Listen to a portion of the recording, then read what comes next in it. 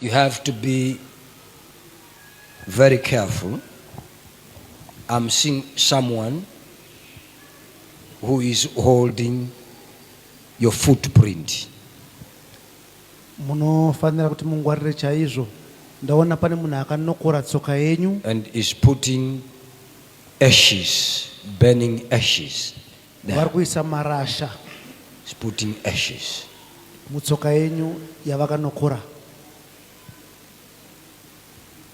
You have to be very careful, otherwise Ndikuva kuti mungwarire ipapa nekuti very soon manje apa you might pass through a process where they shall remove your leg. manje apa munogona kuzonzi takudamburai gumbo renyu. What is happening? Chii chiri kuitikawo muupenyu hwenyu? Kuno tinobvunza nyaya. Ichokwadi munhu waMwari. Ndakaenda kumusha kwemurume wangu muna April paholiday chiti ndimbonoona vamwe. Saka pandanga ndakudzoka pandakakwira bhazi ndakangonzwa gumbo rangu rakangorira. Saka ndakangoti kungorira. Ndobva ndasvika kumba ndobva rakutotanga kuzvimba. Ndakaenda kuchipatara vakatarisa vakati havana kana chavari kuona. Ndakangodzokera kumba ndofunga izvezvi ndakutosvika mwedzi rungorwadza. Saka ndine munhu akazondiudzawo kuti imboendaiwo kwaProfeti Miracle vanokubatsirai. Ndosaka ndiri pano. Man of God, I was referred to you by a friend of mine who told me that go and see Prophet Miracle Paul, you could be assisted. Man of God, what happened is that during the holidays, I went to my in-laws' rural home to visit. On my way back, man of God, I heard a sudden sound from my leg, and I just thought maybe I didn't step properly. But ever since that time, man of God, there has been some pain within my leg. I went to the hospital. After seeing my leg swell, the doctor said, we are not seeing anything. They just gave me some painkillers. But man of God, it's been a month ever since I got into this problem, and the leg is getting worse each and every day passing. Man of God, I'm here so that you can help me. As you can see here, I can't stand properly. I'm using a walking stick to stand. This is the walking stick that I have here. Man of God, this is what she's using to try and support herself so that she can walk. Man of God, please help me. Rakazvimba gumbo. Rakazvimba. We want confirmation from the people. Ichokwadi gumbo rakazvimba. Yes, it is swollen. Ichokwadi rakazvimba, Prophet. Yeah, sure, gumbo rakazvimba. Rakazvimba, Prophet. Aiwa, ichokwadi rakazvimba. Ndakaona chokwadi rakazvimba ndabva panze. So it is swollen, yes. It's swollen. Because when we do this thing, some other people will say it's drama. Because she is standing here, you are seated outside there, far from her, you are not seeing the leg. Aiwa tariona Prophet rakazvimba. Maita yenyu mai. Nekupupura chokwadi. Tinoitira kuti munoona pavari apa. Tichitaura navo vari papa. Sevataura kuti ndabva kunze kure uko. Munhu ari kunze uko vamwe vachangosvika pano nhasi. Tinoitira kuti tivabatsire kunzwisisa zvomweya. Do you think kuti munhu angazvimba gumbo kuda kuzoprofitwa muchechi? Kana ndimiwo imi? Hakuna zvinhu zvakadaro. Hallelujah. Saka ndinoda kubatsirawo dzimwe hama kutenda. Vanonzwa munhu achiprofitwa. Tinoda kuwaisa pedyo naMwari kuti nyaya dzatinotaura idzi uyai mudzione. Maitikiro adzinodini dziriko. Sorry mwana wamai, tazotora nguva yako. Tichiratidzawo dzimwe hama. Sei ndadaro. Pane vanhu tu watumwa panapa. Watina wakagara panze apo. Ndosaka ndati uyai muone. tine vanhu vatatumirwa vari papi vari pano kandati aiwa yaimuone Masvingo. Masvingo. Who is in Masvingo? Ndiani ari kuMasvingo? Ndokuna vamwene wangu. All right. That's where my mother-in-law is, man of God. Somebody in Masvingo. Pane munhu ari kuMasvingo. I don't know who is. Handisi kuziva hangu kuti ndiani. But somebody picked your footprint. Asi pane munhu akakunokorai tsoka yenyu iko kuMasvingo ikoko. That's why your leg is swollen today. Saka muri kuona gumbo renyu rakunetsai kudai richizvimba. When you visit people, pese pamunoshanyira vanhu, be ordinary. Be ordinary. Itai munhu akangoitawo hake munhu wemanga manga uya. Ingowawo munhu zvake. Nezvimwe zvatinoshandisa kana tiri panzvimbo yedu tinosiya kumba. Mazvinzwa? Une zvaunoshandisa uri panzvimbo yaunorarama uri. There are some things that we use when we are home. Zvekuti pamwe usati warara unombotsenga njinga muchididi. You like bubble gums, etc. Uri pako handitika? Kana unombotora glass remukaka wombonwa. In your own home. Asi kana wazoshanya, but when you munaziwa zvimwe zvekubvisa. When you visit some of these things, you must leave them behind. Zvimwe hazvitakurwe kana maakushanya. Some of these things don't carry them with you when you visit. Kuzinzwa kahama dzangu. Tine zvatinoita pandinoti ndepangu tine zvatinoita. Pamwe unomborowa katoast kako usati warara, kana kuti pamwe uchimuka katsika kako kakatoast handitika. But kana taakushanya zvimwe tinosiya pamba, tozodzoka tichiita tadzoka pamba. Zvinochengetedza upenyu. Kune vamwe iwe itsika yako handitika. Kune vamwe vanoti tadadirwa. Vamwe vanoti mabva kwese uko kuya kuzotidadira. Mazviona kusiyana kwazvo. Iwe uchiti hai tsika yangu yekuti ndinodai katoast ndichidai, kune vamwe kudada. Saka zvakakosha kuti mararamiro andinoita ndiri ndoga, kana ndaakuenda pane vamwe, zvimwe ndinobvisa ndoisa pasaidi.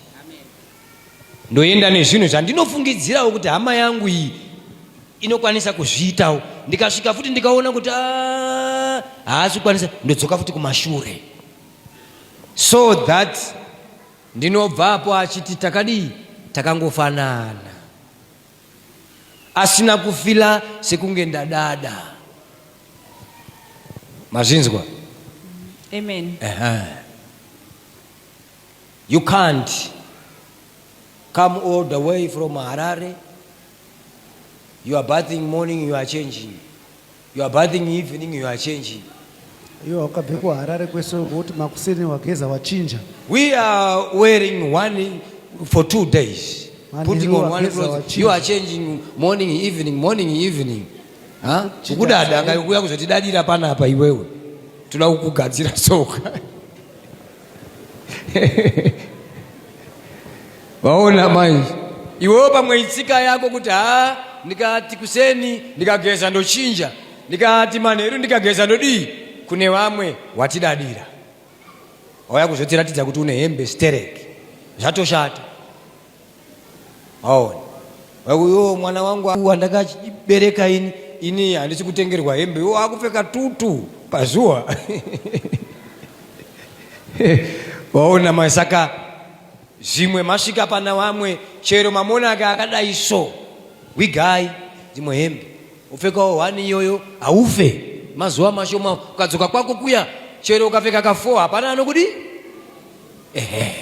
Muteritori yako ndimo maunoita nokuraudzira. Ukanga wapinda muteritori yavamwe unatarisa. Kune vamwe kudya chikafu chaunoda chaicho kudada.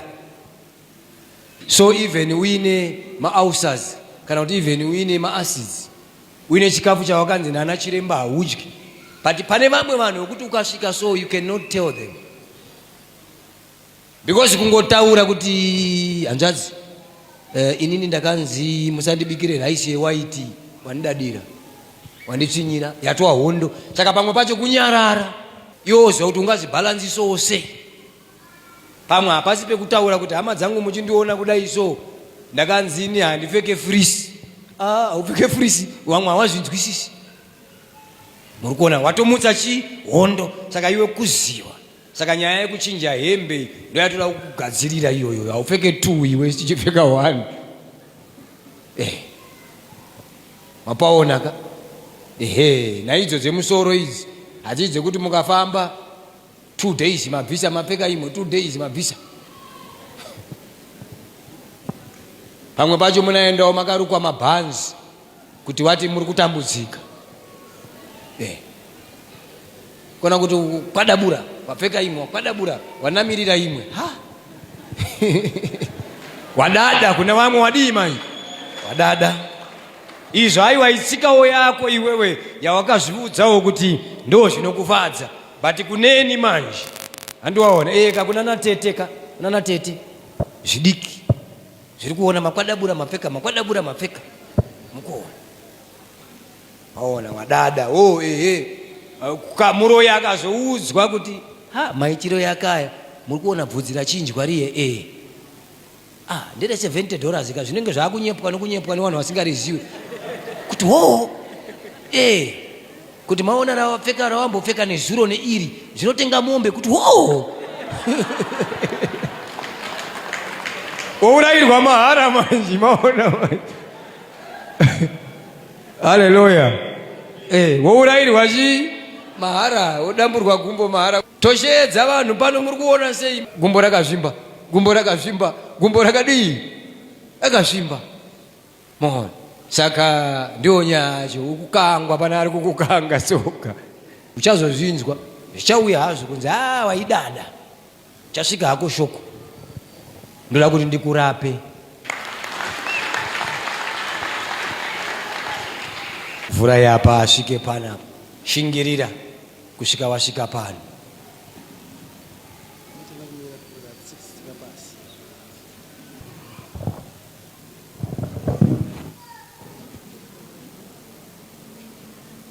Ngatinamatire hamai.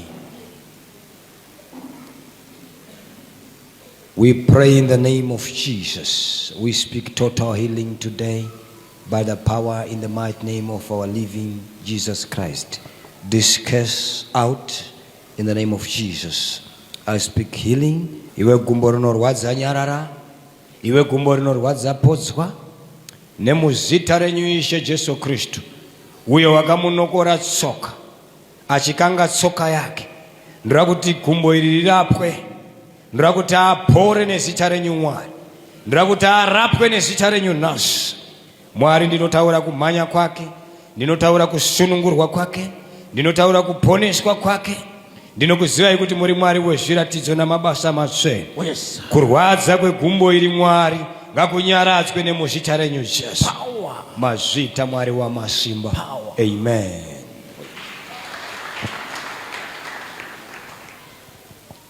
Mwari wachakunzwira nyasha, uchatanga kumhanya.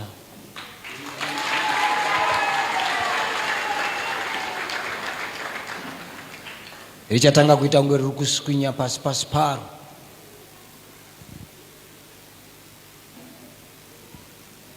Kanzwa raakuswinya woziva kuti chipochwa chiya chakundwa.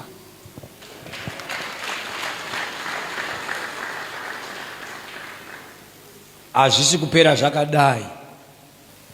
Munhu akakuisa chinhu ichi achaitawo mwedzi futi achirwadziwa nacho.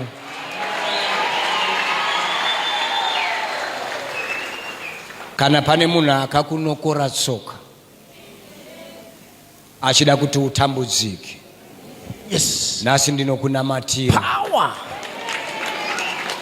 Mwari ngaakusunungure, Mwari ngaakuropafadze, Mwari ngaakukundise mumuteyo wakadaro. Kana pane munhu akakuisira chitsinga, nasi ndinoda kukunyengeterera.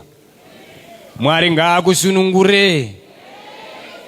Mwari ngaakuyambutse, akubvise pamusungo wakadaro.